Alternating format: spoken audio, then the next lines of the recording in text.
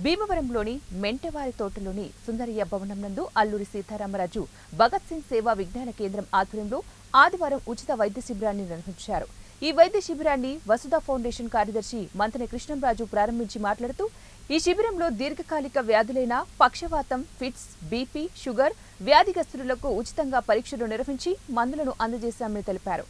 ఈ సందర్భంగా వసుధ foundation convener Indukuri Prasadaraju మాట్లాడుతూ, 3 నెలలకొక పర్యాయం నెలలో చివరి ఆదివారం నాడు ప్రత్యేక వైద్యులు సందీప్ వర్మ, జి పద్మజ, బి సత్యనారాయణలు, రాజు శిబిరంలో వైద్య సేవలు అందించారని, పేద రోగులకు వసుధ ఫౌండేషన్ సహకారంతో ఉచితంగా మందులు అందించామని తెలిపారు. ఈ వైద్య శిబిరానికి సుమారు 100 మందికి పైగా వివిధ ప్రాంతాల నుంచి పేషెంట్లు విచ్చేసి వైద్య సేవలను పొందారని, వసుధ ఫౌండేషన్ సౌజన్య సహకారంతో జన విజ్ఞాన వేదిక, ఐక్య ఉపాధ్యాయ ఫెడరేషన్, మెడికల్ రిప్రజెంటేటివ్ అసోసియేషన్ల నిర్వహణలో ఈ క్యాంపు నిర్వహించామని నిర్వాహకులు తెలిపారు.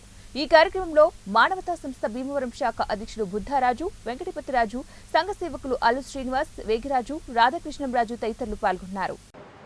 భీమవరం అల్లూరి సీతారామరాజు భగత్ సింగ్ సేవా కేంద్రంలో ప్రత్యేకమైనటువంటి వైద్య శిబిరం నిర్వహించడం జరుగుతుంది.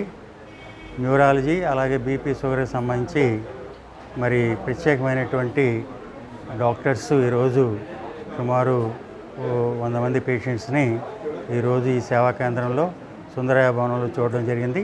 ప్రతి 3 మాసాలకు ఒకసారి ఇక్కడ వైద్య పరీక్షలు నిర్వహించి అవసరమైనటువంటి మందులు అవి కూడా ఇవ్వడం జరుగుతుంది.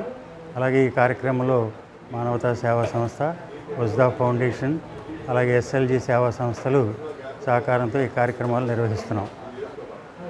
సామాన్య ప్రజలకు, పేద ప్రజలకి ఈ వైద్యం అనేది చాలా ఖరీదైన రోజులు అందుబాటులోకి దూరంగా ఉంది. అటువంటి తరుణంలో మరి భీమవరంలో అల్లూరి సీతారామరాజు భగత్ సింగ్ సేవా కేంద్రం వారి ఆధ్వర్యంలో మరి వంటంలో ఉన్నటువంటి పుచ్చలపల్లి సుందరయ్య భవనంలో ప్రతి నెల 3 నెలలకు ఒకసారి చివరి ఆదివారం నాడు మరి దీర్ఘకాలిక వ్యాధులు ఏదైతే ఉన్నాయో మరి బీపీ, షుగరు, పక్షవాతం, అలాగే ఫిట్స్, మరి వీటికి సంబంధించినటువంటి ప్రత్యేక వైద్య నిపుణులతో ఇక్కడ క్యాంప్ ఏర్పాటు చేసి వారికి ఉచితంగా మందులు అందజేయడం జరుగుతుంది. మరి ఈరోజు ఈ శిబిరంలో సుమారు 100 మందికి పైగా